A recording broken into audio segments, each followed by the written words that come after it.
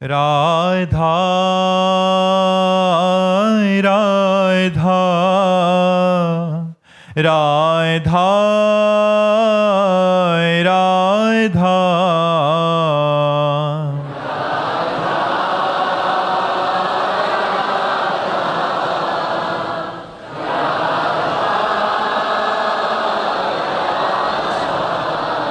हाय राधा राधा राधा राधा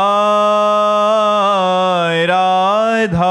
राधा राधा हाय राधा राधा राधा राधा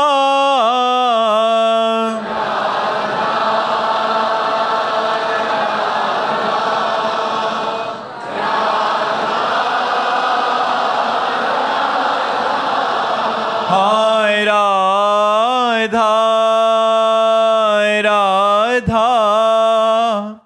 राधा राधा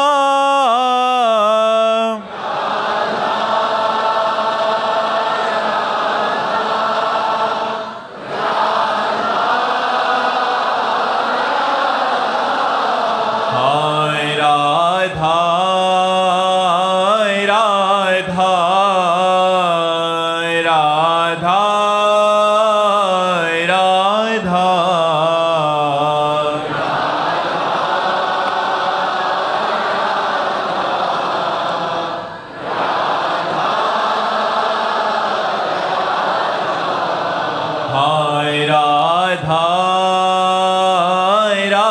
राधा राधा राधा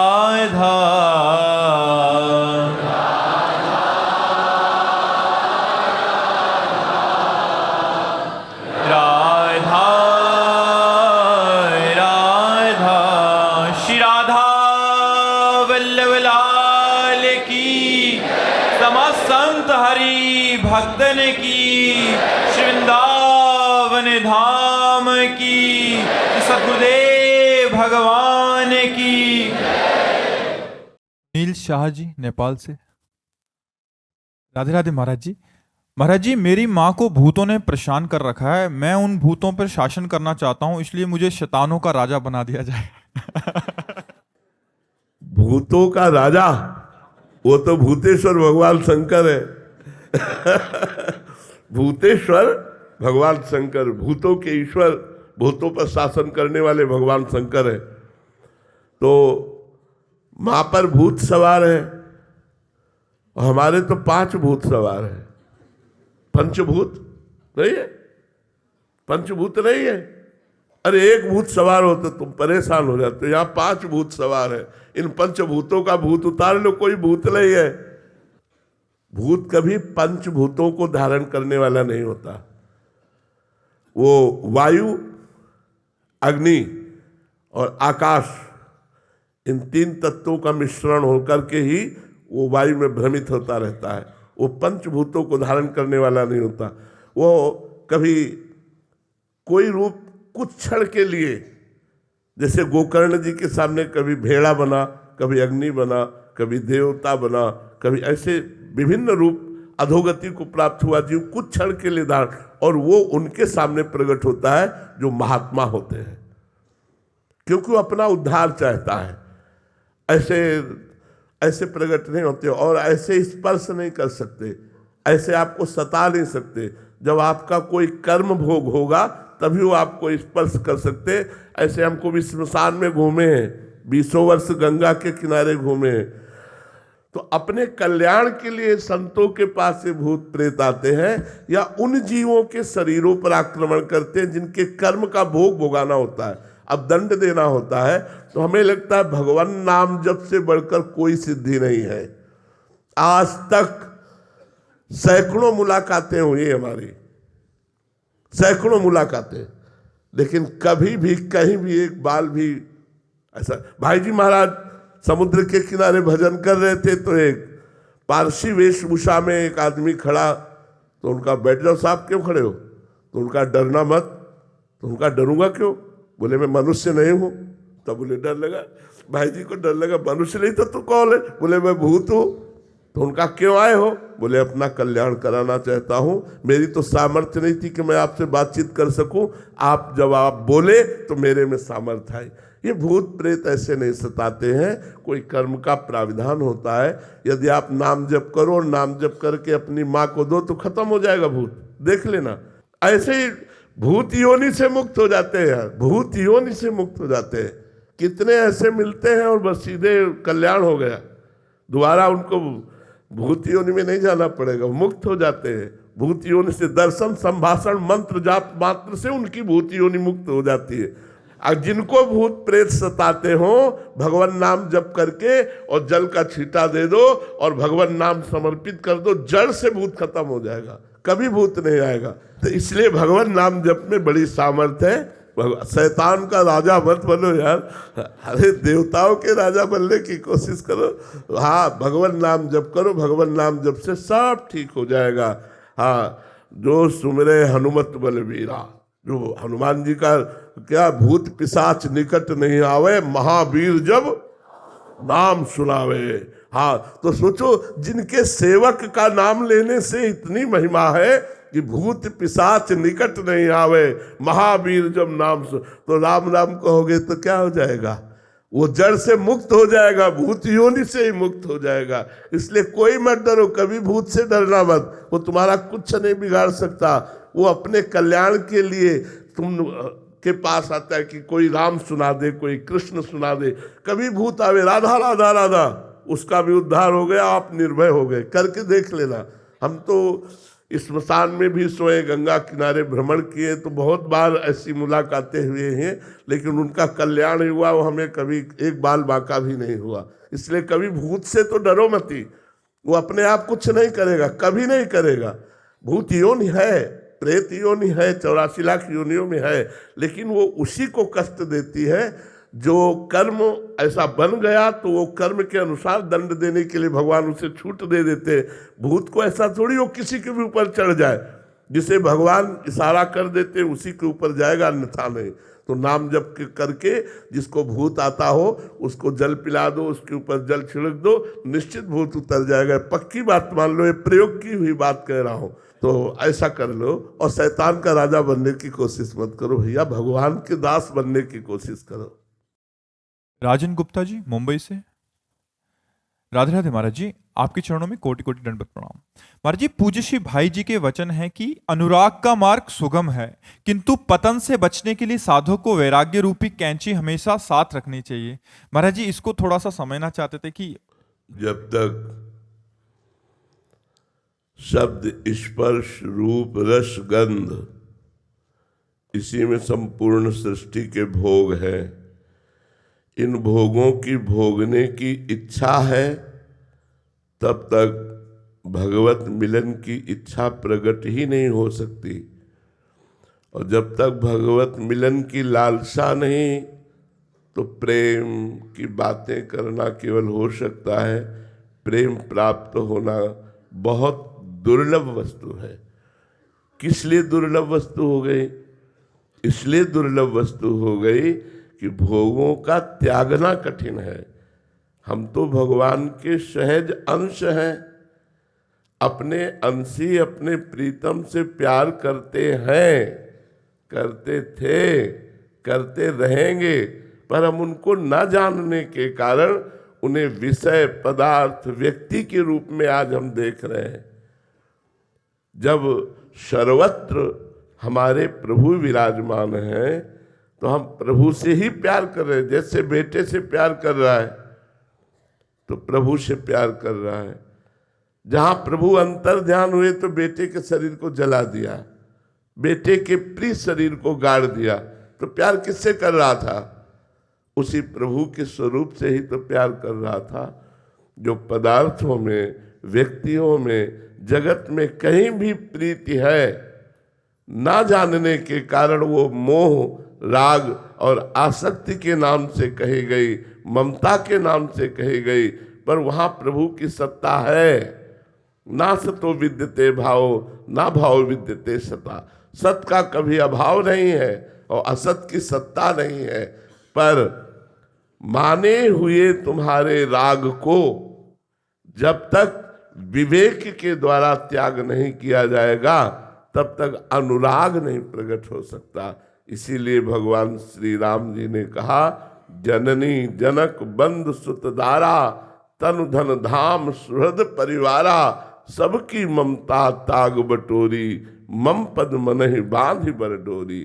अपने मन को जो ममता के छोटे छोटे बंधनों में फंसा हुआ है, इससे हटाकर मेरे चरणों में लगा दो।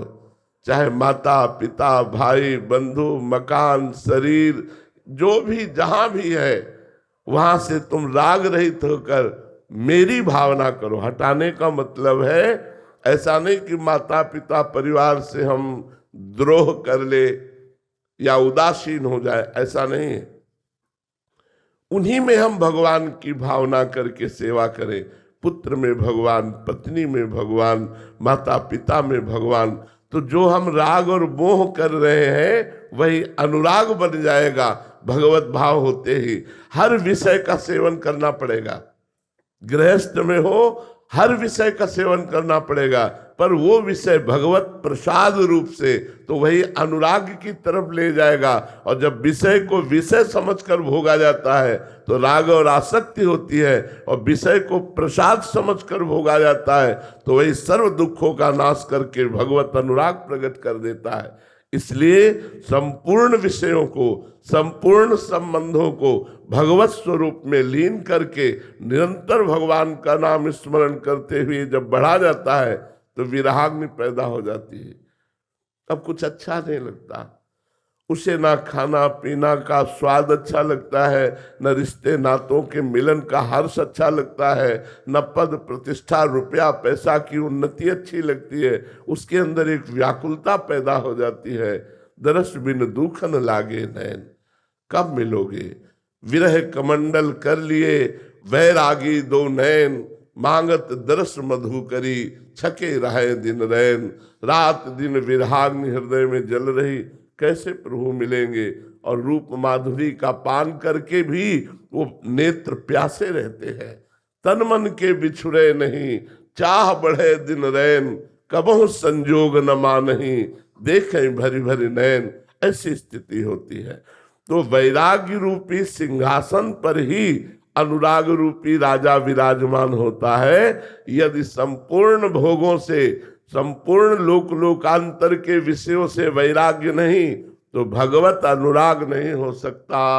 मोह होगा, राग होगा, काम होगा, आसक्ति होगी, प्रेम नहीं। और जहां प्रेम प्रकट हुआ तो जैसे बाज पक्षी के मैदान में उतरने पर कोई भी पक्षी नीचे चैन से बैठा नहीं दिखाई देगा, हलचल मच जाएगी, सब भाग जाएंगे।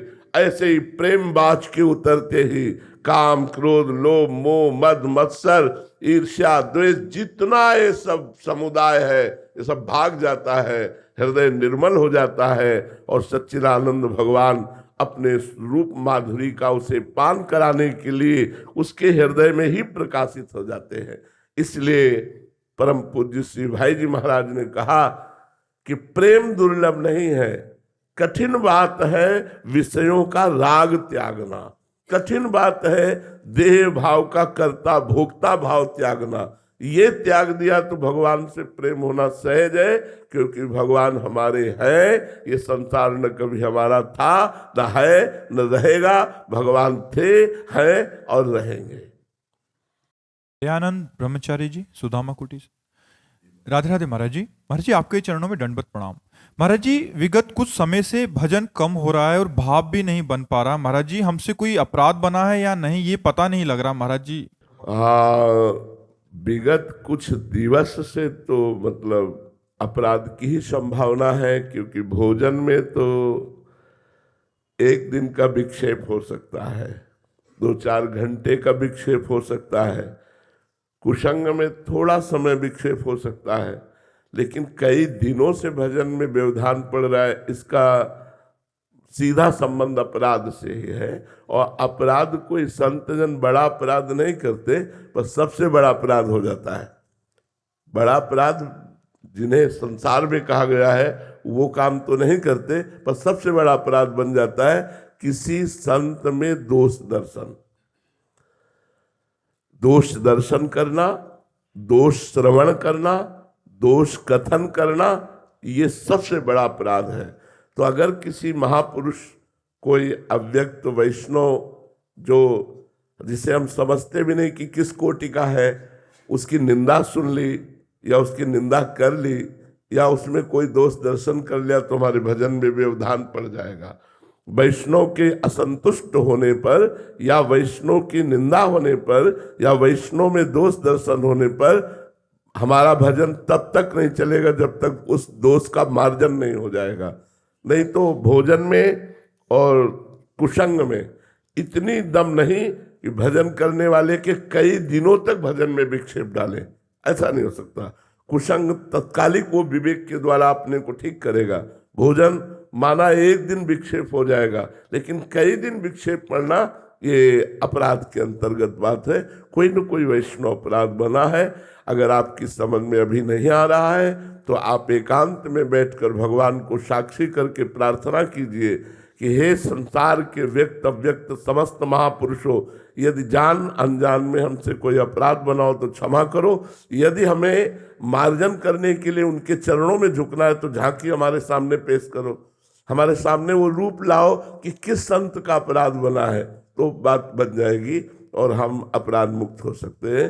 नहीं तो भजन में विक्षेप पड़ ही जाएगा। एक संत भगवान, हमारे गुरुदेव भगवान के पास यमुना तट पर उस समय कुटी में विराजते थे, तो गए और उन्होंने कहा, यही प्रश्न किया, तो गुरुदेव भगवान ने कहा अपराध बन गया। तो उनका हम तो बहुत सावधान रहते हैं, संतों से कोई अपराध बनने की संभावना ही नहीं। महाराज जी ने कहा दृढ़ बात, कोई अपराध बन गया, आप ढूंढो। तब चूंकि वो महापुरुष थे तो सामने कहा ढूंढो, तो उनके एकदम दृष्टि में आ गया। उन्होंने कहा तो मेरे मन में ये चल रहा है अंदर, क्या यही अपराध है? बोले तो महत अपराध है, गुरु के प्रति अपराध कर लिया। इसलिए आप जाइए और अपने गुरुदेव के चरणों में प्रणाम कीजिए और उनसे कहिए कि मेरे मन में आपके प्रति दोष आया, अब आप ये चाहे दंड दीजिए या क्षमा कीजिए। दूसरे दिन आए और उनका भजन चल पड़ा। तो उनका यही अपराध आपको रोक रहा था। तो अगर ऐसा कोई अपराध कहीं किसी संत के प्रति भावनात्मक है तो भगवान से क्षमा मांगिए और प्रार्थना कीजिए कि यदि ऐसे न क्षमा हो तो जैसे दुर्वासा जी को बताया कि अम्बरीश जी के ही चरणों में पड़ो जाके, ऐसे हमें संकेत कर दीजिए कि किस संत के प्रति हमारा शारीरिक मानसिक वाचिक अपराध बन गया, उससे हम क्षमा याचना कर लेते हैं। अगर ना प्रगट में कोई आवे तो माथा रखकर संपूर्ण विश्व के व्यक्त अव्यक्त संतों को प्रणाम करके क्षमा मांगिए, जरूर भजन चल पड़ेगा, जरूर चल पड़ेगा। उन्नति जी दिल्ली से। राधे राधे महाराज जी। महाराज जी, जब संत जन ये कहते हैं कि अपनी सारी चिंता श्री जी के भरोसे छोड़ दो, तब मन में एक प्रश्न उठता है कि यदि हम सब अपनी अपनी चिंताएं श्री जी को के भरोसे छोड़ते जाएंगे तो क्या इतने लोगों को संभालते संभालते श्री जी थक नहीं जाएंगी? एक आदमी ट्रेन में डिब्बे पे दौड़ रहा था, डिब्बे में, तो एक आदमी ने पूछा है भाई तू दौड़ क्यों रहा है? तो मुझे बहुत जल्दी अगले स्टेशन जाना है। अरे बोले तू बैठ जा, ट्रेन दौड़ रही है। यंत्रारूढ़ानिमम माया, गीता में भगवान ने क्या कहा? ये संपूर्ण जगत भगवान के द्वारा यंत्र में आरूढ़, जो जैसे खिलौना कठपुतली जैसा नचाए वैसा नाच रहा है। तुम तो व्यर्थ में चिंता करो, वो व्यर्थ में डिब्बे में दौड़ रहा है, उसके दौड़ने से ट्रेन में क्या फर्क पड़ेगा, यात्रा में क्या फर्क पड़ेगा? वो तो व्यर्थ में थकान ले रहा है, तुम व्यर्थ में चिंता की थकान ले रहे हो। पूरे विश्व की चिंता तो भगवान को है। पूरा विश्वम्बर सबके जगत में जितने भी चर अचर जीव है, तुम अपनी चिंता कर रहे हो। पशु पक्षियों को, जड़ चैतन्य को, सबका भरण पोषण कौन कर रहा है? वही विश्वम्बर। चिंता तो व्यर्थ में ले रहे हो तुम, व्यर्थ। तुम्हारे किए क्या हो रहा है? जो होना है वही होगा, जो नहीं होना है वो नहीं होगा। तुम भजन कर लो, धर्म कर लो, परोपकार कर लो, भगवान का आश्रय लेकर अपना जीवन सुधार लो, चिंता मत करो। श्री जी में चिंता का कहीं प्रवेश नहीं है। बिना चिंता के वो सबकी चिंताओं का हरण करने वाली चिंता मणि प्रणवताम ब्रज नागरीणाम, वो चिंतामणि है, वो स्वयं चिंतामणि है। तुम्हारी समस्त चिंताओं का हरण कर लेंगी, लेकिन उनको कोई चिंता नहीं होगी। यही तो श्री जी में सामर्थ्य है कि सबकी चिंता है लेकर भी निश्चिंत है। और तुम अपनी ही चिंता में परेशान हो, अपनी चिंता को छोड़ो और चिंतन करो, वो सब संभाल लेंगी, एक एक कदम पर संभाल लेंगे। हम तो सबसे प्रार्थना करते हैं अपनी बात उदाहरण देके। तो बोले आप बाबा जी हो, अरे चक्रवर्ती सम्राट अम्बरीश जी भी ऐसे निश्चिंत होकर के संपूर्ण राज्य को चलाते थे। आप छोटी चिंता करके बड़े से विमुख हो रही हो। अगर बड़े को अपनी चिंता समर्पित कर दो, वो चिंतामणि है, वहां चिंता का प्रवेश नहीं है। वो निश्चिंत आपको करके चिंता का नाश कर देंगे। आप ये चिंता न करो कि तब तो श्री जी परेशान हो जाएंगी। नहीं नहीं, वो अनंत सामर्थ्यशाली है। दीपक कुमार सिंह जी, राधे राधे महाराज जी। मेरा सवाल है कि महाराज जी, क्या गृहस्थ जीवन में होते हुए भी कुंडलिनी जागरण के मार्ग पर जाना संभव है? बिल्कुल नहीं, कदम मत रखना। बिना ब्रह्मचर्य के और बिना 3 घंटे सिद्धासन पद्मासन में बिना हिले डुले बैठे इसका प्रारंभ ही नहीं होता। 3 घंटे सिद्धासन पद्मासन और ब्रह्मचर्य प्रधान सूत्र है। तो गृहस्थ में ब्रह्मचर्य कैसे रहेगा? और ब्रह्मचर्य नहीं रहा तो फिर वो शरीर रोगी हो जाएगा, विविध प्रकार की परेशानियां आ जाएंगी। इसलिए कुंडलिनी के जागरण के मार्ग में कदम न रखे। अब गृहस्थ में होते हुए कुंडलिनी जागरण कैसे होगी? नाम जप के द्वारा। राधा राधा रात दिन जप करो तो अपने आप प्राणों का याम होगा। और जहां आपका अंतःकरण पवित्र हुआ तो ज्ञान शक्ति जागृत हो जाएगी, कुंडलिनी जागृत हो जाएगी, सच्चक्रों का अपने आप भेदन हो जाएगा, ब्रह्मबोध हो जाएगा, भगवत प्रेम हो जाएगा, सब हो जाएगा नाम से। नाम जप करो। अष्टांग योग के द्वारा कुंडलिनी जागरण की जो प्रक्रिया है उसमें संयम नियम की बहुत बड़ी आवश्यकता है। यम नियम प्राणायाम प्रत्याहार धारणा ध्यान समाधि, ये अष्टांग योग है। तो इसमें कदम रखना बड़ा कठिन है, क्योंकि जरा सा भी चूक हो जाने पर शरीर भयानक रोगों से ग्रसित हो सकता है। और इसमें मूल ब्रह्मचर्य चाहिए। गृहस्थ में ब्रह्मचर्य सुरक्षित रहता नहीं। इसलिए हमें लगता है नाम जप करो, शास्त्रों का स्वाध्याय करो, सत्संग करो, पवित्र आचरण करो, इसी से सब ठीक हो जाएगा। देव मेनालिया जी, मेनारिया जी, राधे राधे महाराज जी। महाराज जी, कुछ लोग साधु संतों को और धर्म को गलत बोलते हैं, तो महाराज जी ऐसे में बुरा लगता है तो उनको जवाब देना चाहिए या क्या करना चाहिए? कान में अंगुली डाल के चल देना चाहिए। जवाब देने से कोई फल नहीं मिलेगा, वो सुधरने वाले नहीं हैं। बातुल भूत विवश मतवारे, ते नहीं बोले ही बचन विचारे, तिनकर कहा सुनी नहीं काना, संत शंभु श्री पद अपवादा, कहीं सुनी तहाँ असमर्यादा, काटी जीव तास जो बसाई, श्रवण मुंद न चले पराई। कोई भगवान शंकर की, भगवान हरि की, संत की, गुरु की निंदा कर रहा हो तो ताकत हो तो उसकी जबान बंद कर देनी चाहिए, नहीं तो कान में अंगुली डालकर वहाँ से चल देना चाहिए। तो मुझे लगता है लड़ाई झगड़ा करने से अच्छा है कान में अंगुली डालकर चल देना। जिस सभा में, जिस मित्रों के पास बैठने में संत निंदा हो रही हो, कान में अंगुली डाल के चल दो।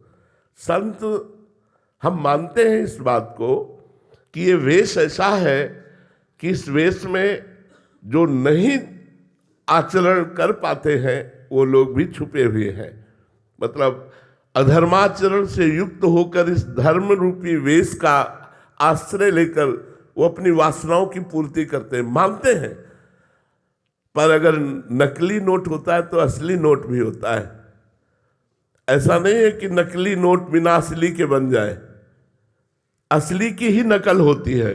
तो अगर नकल है तो कोई असल है, अगर असल में है तो हम सब संतों की निंदा नहीं कर सकते। हमें चाहिए कि जहाँ संत निंदा हो रही हो, भगवंत निंदा हो रही हो, वहाँ से अपने को हटा लेना चाहिए, नहीं तो हमारे भी सुकृत नष्ट हो जाएंगे। भक्तन निंदा अति बुरी, भूल करे जिन कोय, किए सुकृत बहुजन्म के छिन में डारे खोए। भक्तों की निंदा सुनना और भक्तों की निंदा करना, ये बहुत जन्मों के सुकृतों का एक साथ नाश हो जाना है। साधु अवज्ञा तुरंत भवानी, कर कल्याण अखिल के हानि। अखिल कल्याण करने वाले पुण्य पुंजों का नाश तत्काल हो जाता है जब कोई संत निंदा करता है, वैष्णव अपराध कर। और किसी पाप में इतनी दम नहीं, और कोई पाप बन जाएगा उसका प्रायश्चित है नाम संकीर्तन नाम जप, लेकिन संत अपराध बन जाए तो नाम जप होगा ही नहीं, नाम कीर्तन होगा ही नहीं। और नाम कीर्तन से नहीं होने वाला जब तक उस संत के प्रति हम क्षमा याचना न कर लेंगे। तो हमें चाहिए कि जो लोग माया के द्वारा ग्रसित हैं वो बेचारे हैं। जैसे पागल लोग रोड में कुछ बोलते हैं तो हम लोग ध्यान नहीं देते कि पागल है, ऐसे वो माया के पागल लोग हैं जो भगवान के प्रेमी महात्माओं की निंदा करते हैं, भगवान की निंदा करते हैं। ऐसे लोगों की बातें ही नहीं सुननी चाहिए, वो कोई भी हो। तजिए ताहि कोटि बैरी सम यद्यपि परम स्नेही, जाके प्रिय न राम भय देही।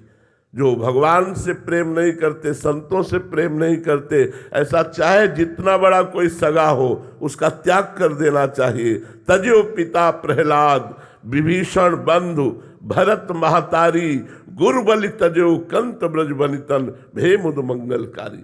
प्रहलाद जी ने हिरण्यकश्यप का त्याग कर दिया, तजो पिता प्रहलाद। विभीषण जी ने रावण का त्याग कर दिया, भाई है, बंधु, इतना प्रिय है लगता है, लेकिन विरोध में खड़े होकर के छाती पे गदा मारी कि राम विरोधी तू है। भरत जी ने जीवन में कभी अपनी माँ को माँ नहीं कहा, क्योंकि भगवान श्री राम को 14 वर्ष वनवास देने के कारण उन्होंने अपनी माँ का त्याग कर दिया।